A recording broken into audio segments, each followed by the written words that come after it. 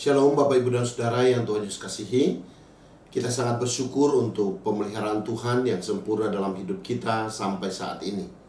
Dan terlebih bahwa pada hari ini Tuhan berkenan memberi kesempatan untuk kita bersama-sama belajar firman Tuhan bersama-sama lagi.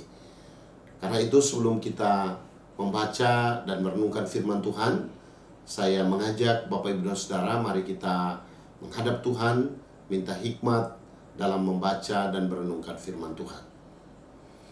Bapa, kami menghampiri hadirat-Mu pada kesempatan ini. Kami sungguh memuji, mengagungkan, meninggikan Engkau, karena Engkau Tuhan kami. Engkau hidup, Engkau berkuasa. Engkau mengasihi kami dengan kasih yang sempurna dan tidak pernah meninggalkan kami. Tuhan, terima kasih bahwa Engkau berkenan mempertemukan kami lagi untuk bersama-sama belajar firman-Mu. Mohon hikmat dan Roh Kudus menerangi pikiran dan hati kami, supaya oleh anugerah-Mu kami mengerti firman-Mu, mengingatnya dan melakukannya dalam hidup kami tiap-tiap hari. Dalam nama Tuhan Yesus yang adalah firman yang hidup itu, kami sudah berdoa. Amin. Bapak, Ibu, dan Saudara yang dikasihi Tuhan, kita terus dalam pembahasan belajar bersama firman Tuhan dari tokoh-tokoh yang disebutkan dalam Alkitab secara khusus untuk perjanjian baru. Pada hari ini kita akan belajar tentang seorang murid yang disebut dengan nama Titus.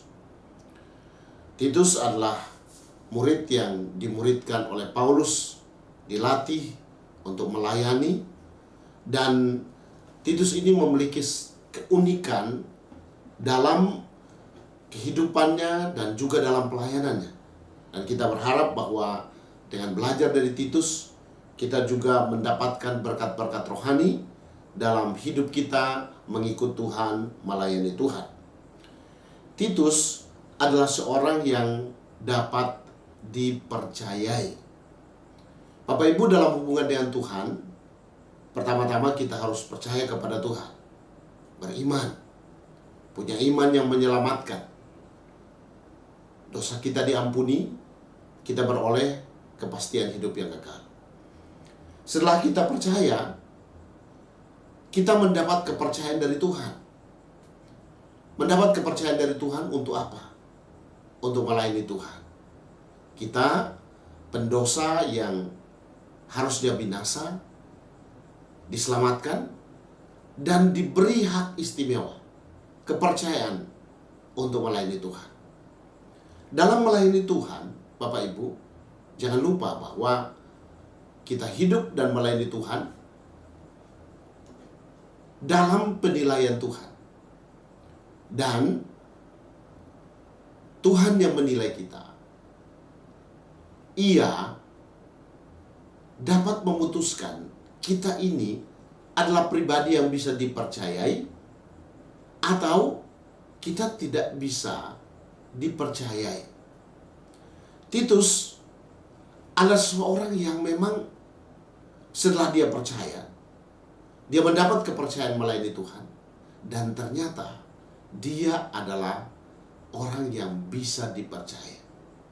Bapak Ibu, pastikan bahwa kita dalam perjalanan mengikut Tuhan, melayani Tuhan, kita adalah pribadi-pribadi yang dapat dipercayai. Titus adalah seorang laki-laki, dalam bahasa Yunani atau Romawi namanya terutama dikenal dalam sebagai orang yang mempunyai andil cukup besar dalam memelihara persatuan dan keutuhan jemaat mula-mula.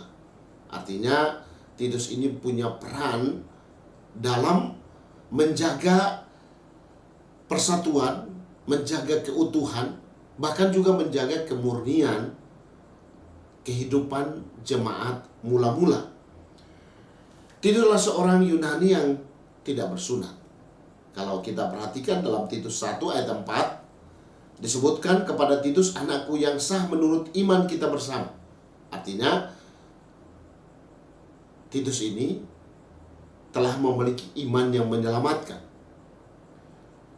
Setelah dia diselamatkan, Berbeda dengan Timotius. Kalau Timotius setelah dia percaya, Paulus menyuruh menyunatkan Timotius. Timotius disunat. Mengapa? Karena Timotius ini memang orang tuanya, bapaknya Yunani, tapi ibunya Eunike berlatar belakang Yahudi. Dan untuk kepentingan pelayanan berkenaan dengan orang-orang Yahudi, Paulus memang menyuruh untuk menyunatkan dia. Tapi untuk Titus, dia seorang yang telah percaya, dia menjadi pengikut Yesus, tapi Paulus tidak meminta atau menyuruh supaya Titus itu disunat.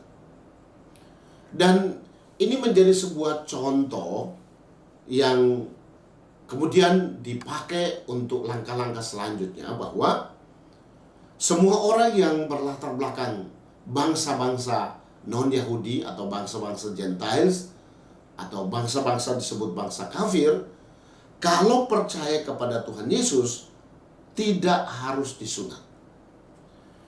Titus adalah seorang yang berhasil menghadapi lebih dari satu tantangan dalam pelayanan. Jadi setelah dia percaya, dia ini mendapat kepercayaan pelayanan. Dan kalau kita perhatikan, itu bukan hanya satu kepercayaan, tapi beberapa kepercayaan. Dan kepercayaan-kepercayaan yang dia dapat dari Tuhan melalui hambanya Paulus adalah kepercayaan-kepercayaan pelayanan yang tidak mudah, yang sulit. Dia sebagai anak rohani sekaligus sebagai rekan sekerja dari Paulus. Kalau kita lihat dalam Titus 1 tadi disebutkan dia anak rohani. Tetapi kalau kita perhatikan dalam 2 Korintus pasal 8 ayat 23, tadinya dia yang adalah anak rohani, Paulus kemudian menyebut bahwa Titus adalah temanku yang bekerja bersama-sama dengan aku untuk kamu. Jadi dia tidak terus bertahan sebagai anak rohani yang terus meminta untuk dilayani, tapi dia kemudian bertumbuh dari yang status anak rohani. Dia terus bertumbuh, dan Paulus berkata, dia adalah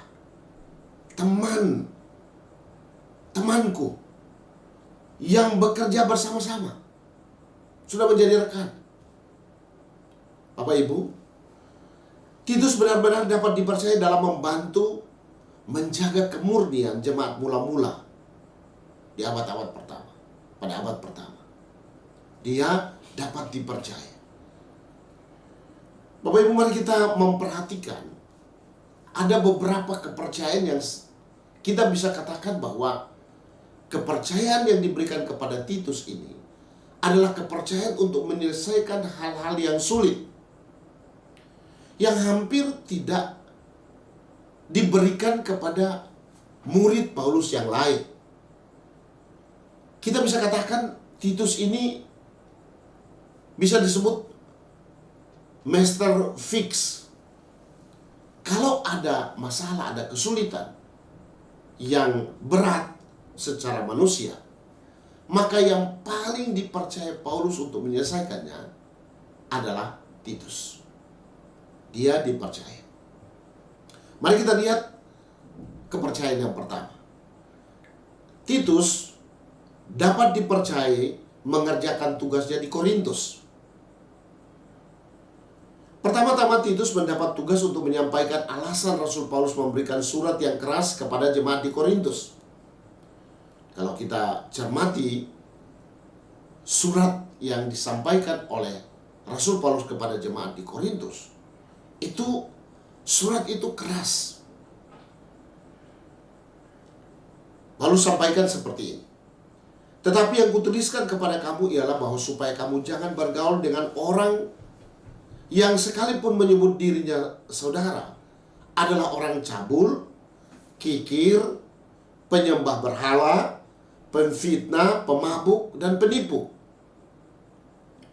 rupanya di tengah-tengah jemaat di Korintus, di tengah-tengah gereja Tuhan, ada orang-orang seperti ini.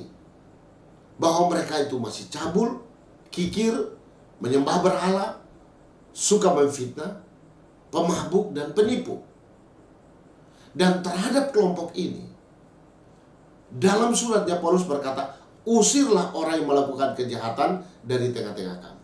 Artinya, bertindak secara tegas. Paulus tahu bahwa surat ini adalah surat yang keras. Dan ini bisa mengagetkan orang-orang di Korintus.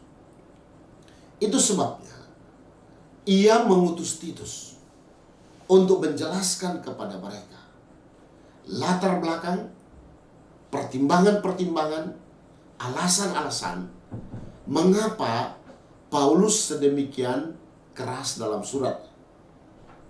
Dan mari kita lihat bagaimana Titus dapat melakukan tugasnya. Ternyata Tuhan menolong Titus. Sehingga Titus dengan hikmat yang dari Tuhan, dia bisa berargumen dengan terampil dan bijaksana di hadapan orang Korintus. Dia melakukan tugas yang berat ini dengan penuh kasih dan kerinduan agar mereka taat. Bapak Ibu, tentu tidak mudah untuk menyatakan dosa saja tidak mudah.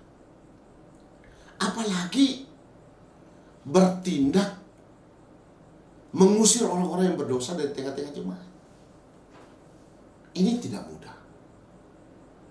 Tapi menarik bahwa Titus ini diberi hikmat, diberi kemampuan oleh Tuhan.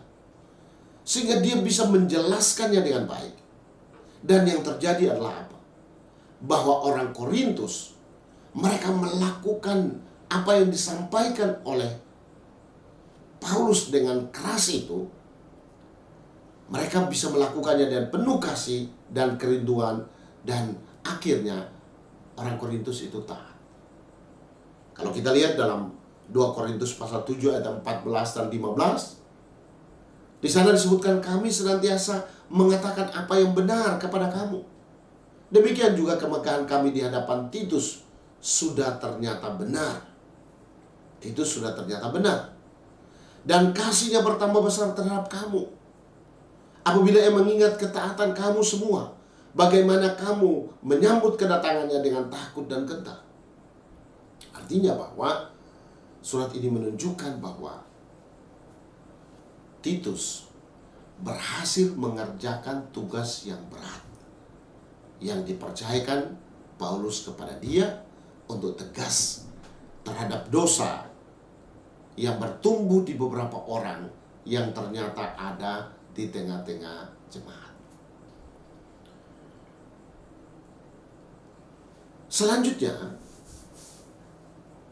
Titus pun diberi tanggung jawab.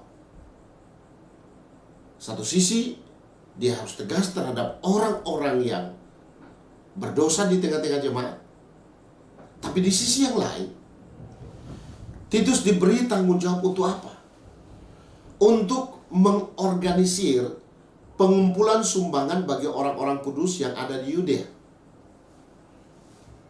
Ini pun telah dikerjakannya dengan baik. Jadi, Titus mendapat kesempatan untuk mengorganisir pengumpulan bantuan terhadap jemaat atau orang-orang kudus yang ada di Yudea. Kalau kita memperhatikan di dalam 2 Korintus pasal 8 ayat yang ke-6, mari kita perhatikan bersama 2 Korintus 8 ayat yang ke-6. Itu disebutkan seperti ini. Sebab itu kami mendesak Titus supaya ia mengunjungi kamu dan menyelesaikan pekerjaan kasih itu sebagaimana ia telah memulainya. Ayat 8 ini menunjukkan Titus ini mengerjakan sesuatu. Dia memulai dan dia menyelesaikannya. Ini bagus. Karena apa? Karena memang Bisa saja dalam hidup kita mengikut Tuhan, melayani Tuhan, kita memulai sesuatu, tapi ternyata kita tidak bisa meneruskannya. Titus mulai mengorganisir pengumpulan bantuan, dan dia meneruskannya sampai selesai. Bahkan di dalam ayat yang ke-17, firman Tuhan berkata demikian. Ayat yang ke-17 dari 2 Korintus pasal yang ke-8, Alkitab berkata seperti ini. Memang ia menyambut anjuran kami, tetapi karena kesungguhannya yang besar, itulah ia pergi kepada kamu dengan sukarela. Dalam hal memulai dan melanjutkan, Titus punya sebuah ciri khas, yaitu bahwa dia melakukan pelayanan kasih itu dengan kesungguhan dan sukarela. Kita tahu bersama Bapak Ibu bahwa kesungguhan itu sangat diperhatikan Tuhan. Tuhan tahu kalau kita mengerjakan segala sesuatu sungguh-sungguh. Kita juga, Tuhan tahu kalau kita mengerjakan sesuatu dengan tidak sungguh-sungguh. Dan memang kita tidak sempurna Bapak Ibu. Tapi Tuhan sangat tertarik dengan orang-orang yang sungguh-sungguh. Dan kesungguhannya tidak dilakukan secara terpaksa. Ayat yang ke-17 menunjukkan bahwa dia dengan sukarela mengerjakan tanggung jawab yang dipercayakan, sungguh-sungguh dan dengan sukarela. Dan oleh anugerah Tuhan, dia bisa berhasil mengorganisir pengumpulan bantuan itu, dan bahkan dapat dikirimkan sampai tujuannya dengan baik. Inilah sebenarnya tanggung jawab yang pertama yang dikerjakan oleh Titus di wilayah Korintus. Satu sisi dia tegas terhadap orang-orang yang berdosa dengan hikmat dan kewibawaan yang ada, sehingga tidak terjadi gejolak. Tapi di sisi yang lain, dia juga bisa mengorganisir bantuan yang ada, sehingga dapat sampai kepada tujuannya dengan baik. Bapak Ibu, inilah kepercayaan yang pertama. Dan kepercayaan ini diselesaikan dengan baik. Menyelesaikan dengan baik. Itu sebenarnya kerinduan kita terhadap setiap kepercayaan yang Tuhan berikan kepada kita. Jangan lupa Bapak Ibu, kalau Tuhan mempercayakan sesuatu kepada kita, lakukan itu dengan segenap kesungguhan, segenap kerelaan hati. Jangan separuh atau berhenti di perjalanan, tapi tuntaskan itu. Karena itu membuat Tuhan tersenyum melihat hidup kita dari sorga. Hal yang kedua yang kita bisa belajar dari Titus adalah bahwa ia dapat dipercaya mengerjakan tugasnya di Pulau Kreta.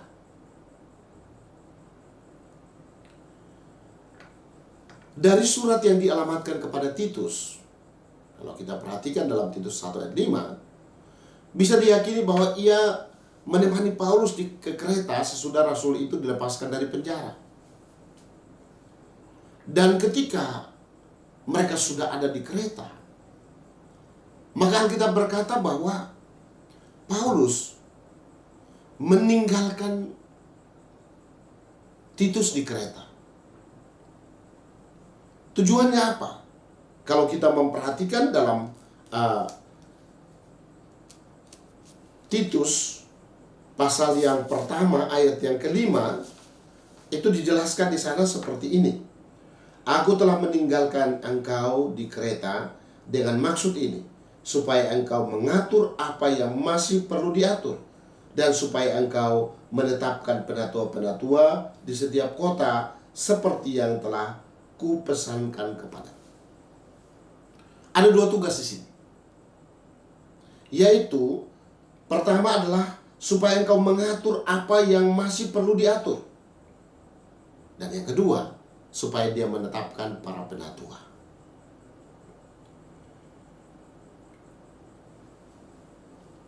Apa yang perlu diatur? Rupanya, Paulus di tengah-tengah kesibukan yang ada, dia harus cepat meninggalkan Kreta. Tapi dia tahu bahwa ada hal yang perlu diatur di sana. Dan luar biasanya adalah apa yang harus diatur di sana dipercayakan kepada Titus. Apa yang perlu diatur di sana? Ia mengoreksi perkara-perkara yang kurang baik yang ada di Kreta. Dan selanjutnya menetapkan para penatua. Apa yang sebenarnya kurang baik di Kreta? Ya, sekali lagi, ini sebenarnya sama juga dengan di Korintus. Yaitu kehidupan orang-orang yang tidak benar, tapi ada di tengah-tengah jemaat. Secara umum orang Kreta terkenal sebagai pendusta. Bukan hanya satu orang, tapi secara umum. Mereka terkenal sebagai pendusta. Di ayat-ayat selanjutnya disebutkan mereka binatang-binatang buas yang merugikan. Orang-orang yang gelojoh, yang menganggur.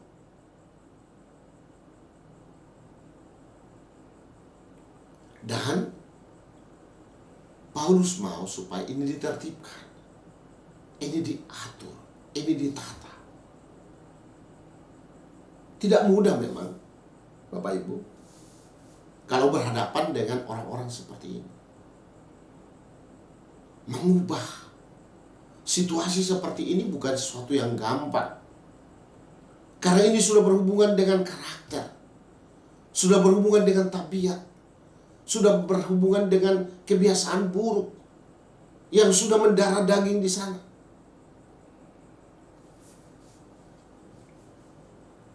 Tapi yang luar biasanya adalah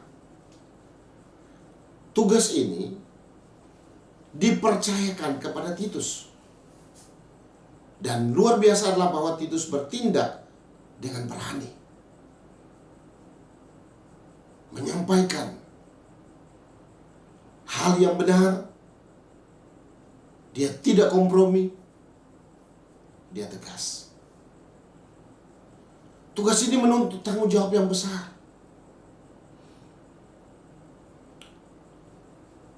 Karena dapat menentukan arah bagaimana masa depan kekristenan di Kreta. Kalau ini tidak ditata, ini tidak diatur, maka kehidupan gereja akan menjadi terpuruk. Akan tidak ada bedanya dengan orang-orang yang belum percaya.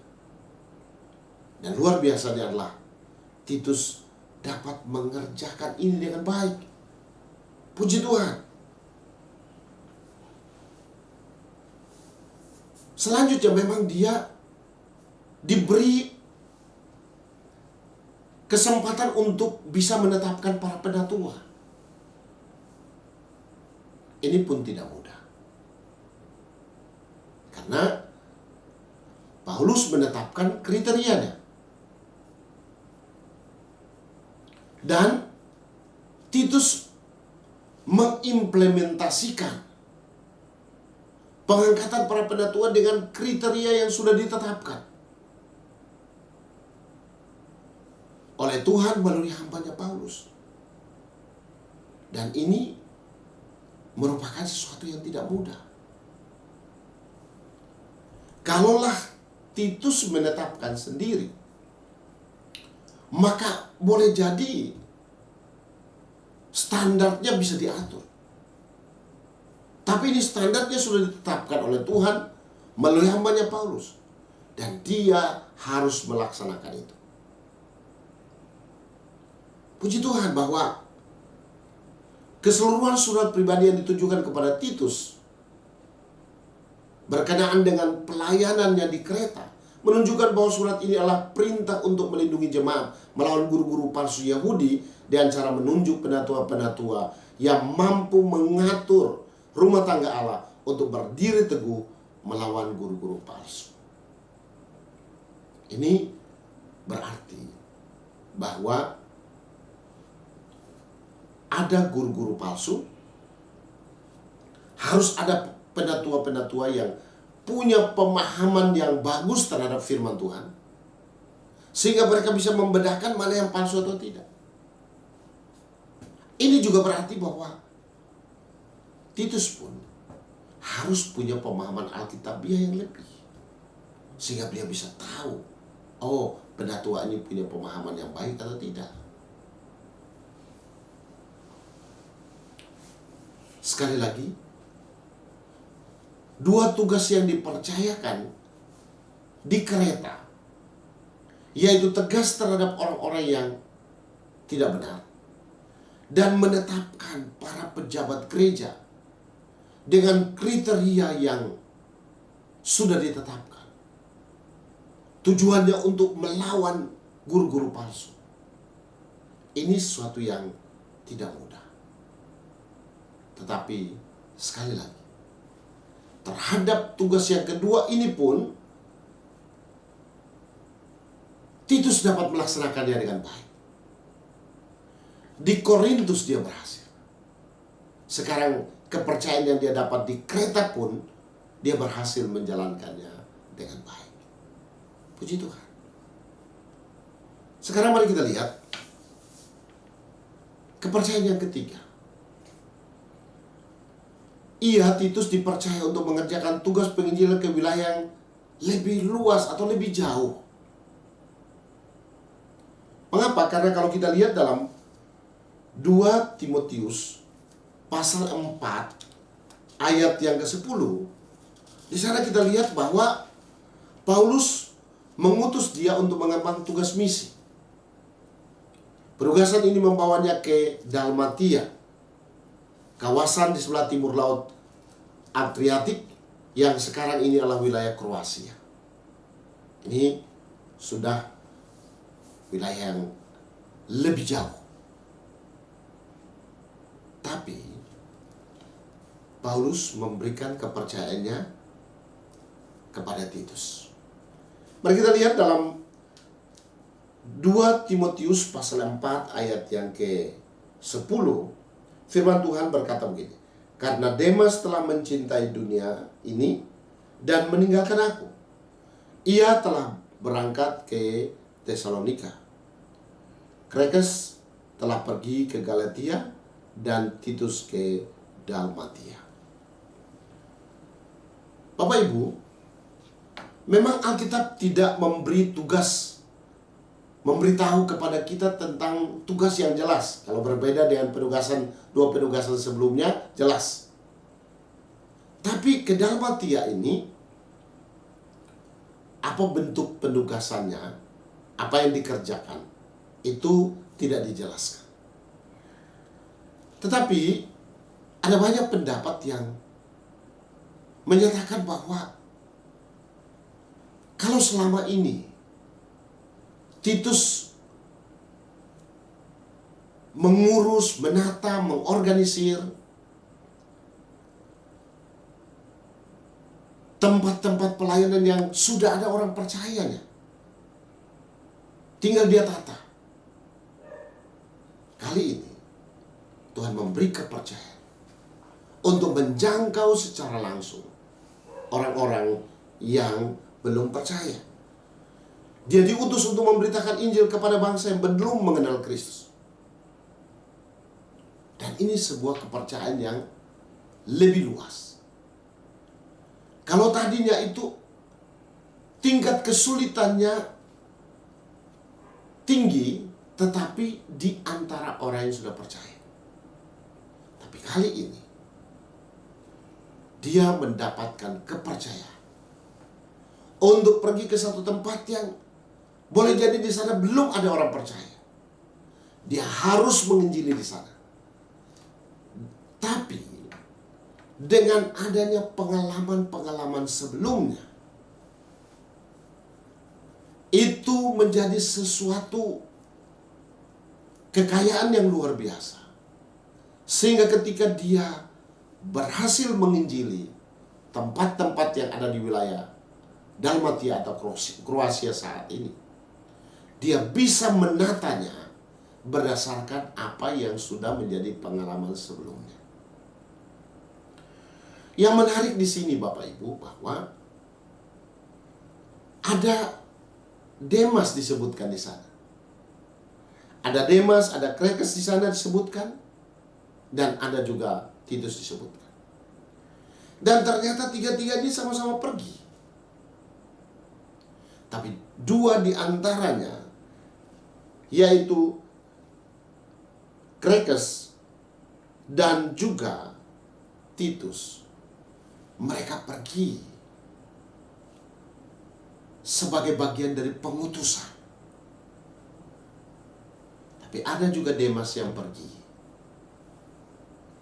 Tapi dia pergi karena dia sudah mencintai dunia ini.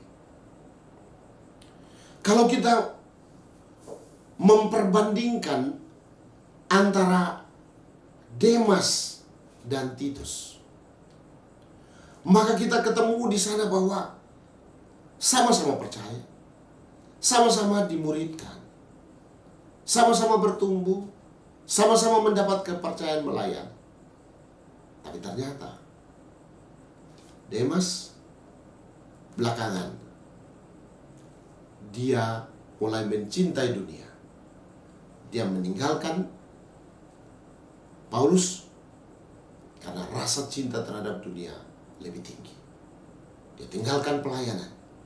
Dia lebih mencintai dunia daripada mencintai Tuhan, mencintai jiwa-jiwa yang tak hilang. Berbeda dengan Titus. Ketika Demas pergi karena mencintai dunia, Titus tetap berkobar dalam mengikut Tuhan, melayani Tuhan. Bahkan dia bersedia untuk diutus ke tempat yang lebih jauh demi Injil. Ini menunjukkan apa? Kasihnya kepada Tuhan dan kasihnya kepada jiwa-jiwa yang terhilang tidak padam, tapi terus berkobar. Dan sebenarnya itulah yang Tuhan rindukan dari hidup kita. Biarlah kobaran api misi, api Injil yang ada di Titus itu juga berkobar dalam hidup kita.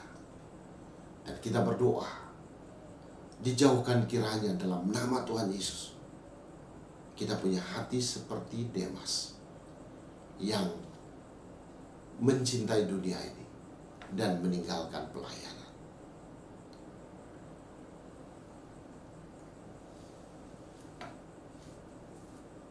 Walaupun dia berangkat ke Dalmatia, tapi tradisi gereja menyatakan bahwa di kemudian hari Titus itu kembali ke Kreta.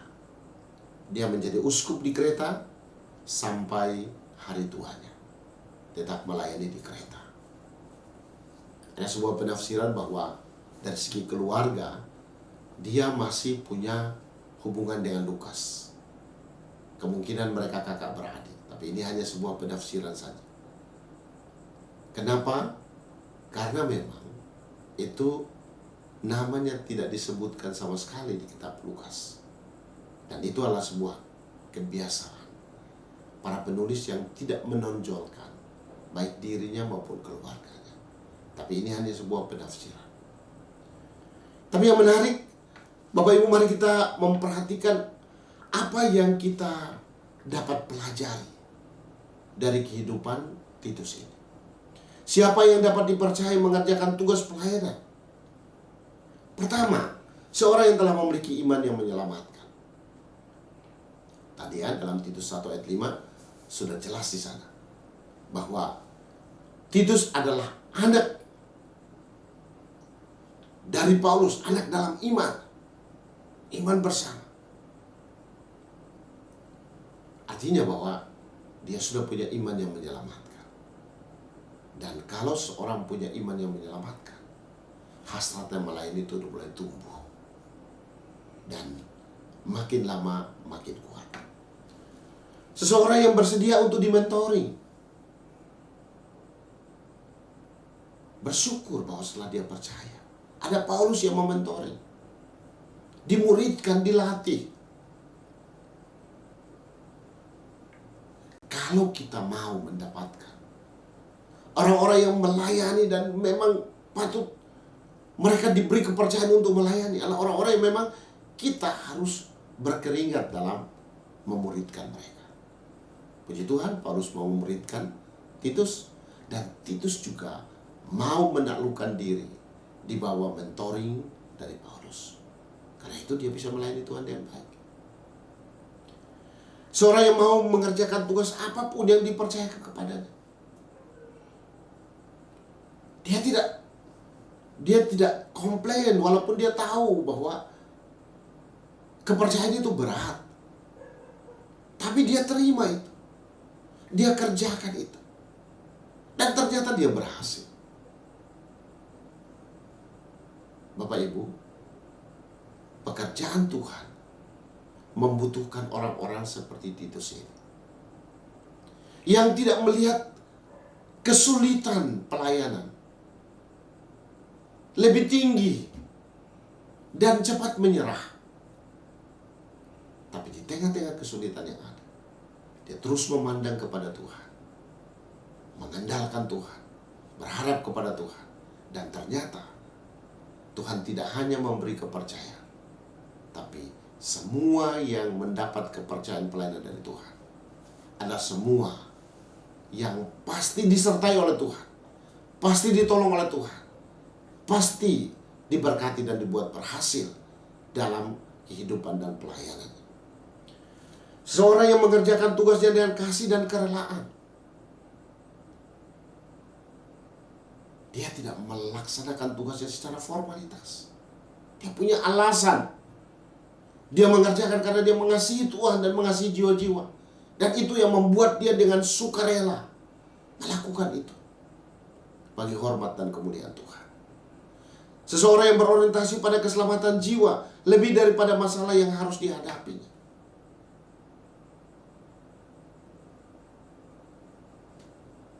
Kasihnya untuk jiwa-jiwa yang terhilang begitu kuat. Kasihnya untuk merebut orang-orang yang terikat oleh kuasa dosa, dengan iman bahwa Tuhan sanggup melepaskan, membebaskan. Itu sangat kuat. Dan yang menarik adalah bahwa dia terus setia mengerjakan sampai akhir. Dia dapat menyelesaikan dengan baik. Dan sebenarnya inilah yang Tuhan mau. Mari kita berdoa supaya sebagai orang-orang yang sudah percaya, Tuhan pasti memberi kepercayaan kepada kita. Dan semua kepercayaan yang diberikan oleh Tuhan, mari kita melakukan dengan segenap kesungguhan hati kita, supaya akhirnya kita didapati sebagai hamba-hambanya yang dapat dipercaya. Kiranya Roh Kudus memeteraikan firman-Nya dalam hati dan pikiran kita, dan menolong kita untuk kita dapat melakukannya. Tuhan Yesus memberkati kita. Amin. Mari kita berdoa. Terima kasih Tuhan karena kami bisa belajar dari kehidupan hamba-Mu, Titus. Terima kasih bahwa dia punya iman yang menyelamatkan. Terima kasih bahwa dia bersedia dimentoring oleh Paulus. Terima kasih Tuhan Yesus untuk kesediaannya menerima setiap kepercayaan yang Tuhan berikan. Dan terima kasih bahwa dia melakukan semua kepercayaan yang ada dengan segenap kesungguhan dan kerelaan hati.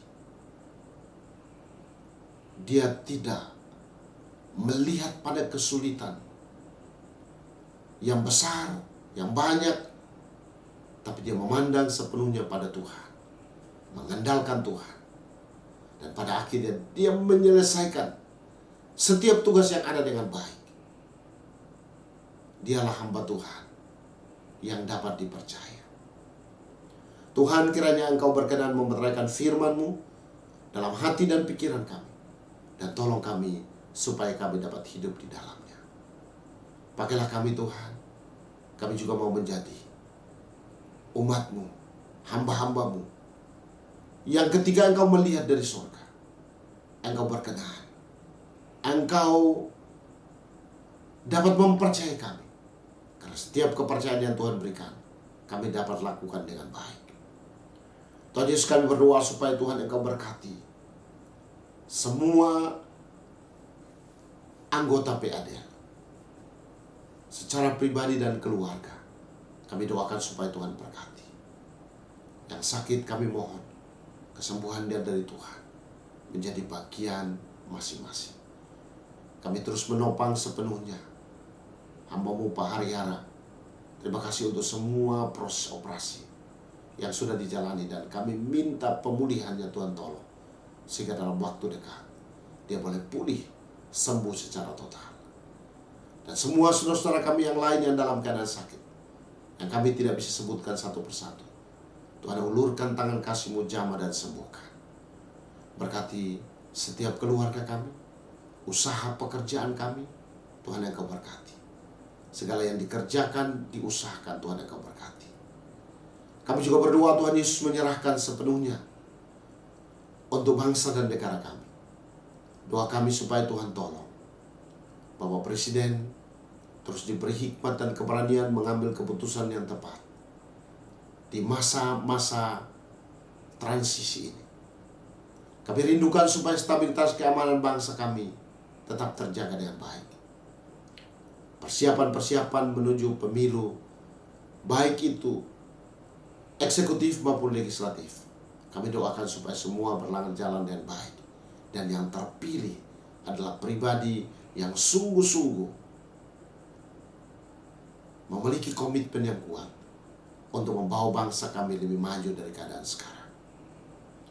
Kami menopang sepenuhnya hamba-Mu Bapak Luhut Panjaitan yang saat ini ada dalam pemerintahan. Kami bersyukur sejauh ini Tuhan sudah tolong dalam mengerjakan setiap tugas dan tanggung jawab yang ada.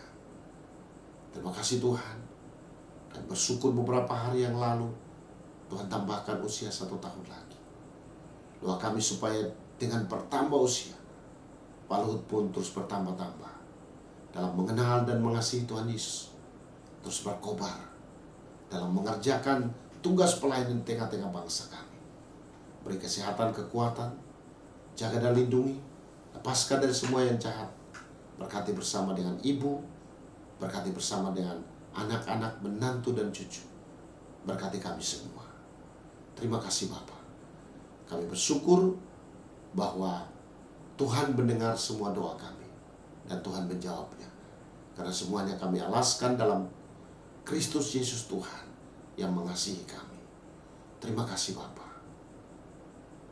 Bapak Ibu, arahkan hati kepada Tuhan dan terimalah berkat-Nya. Anugerah Tuhan Yesus Kristus dan kasih Allah Bapa serta persekutuan dengan Roh-Nya yang kudus kiranya menyertai, menolong, memberkati Bapak Ibu saudara sekalian saat ini dan terus kekal selama-lamanya.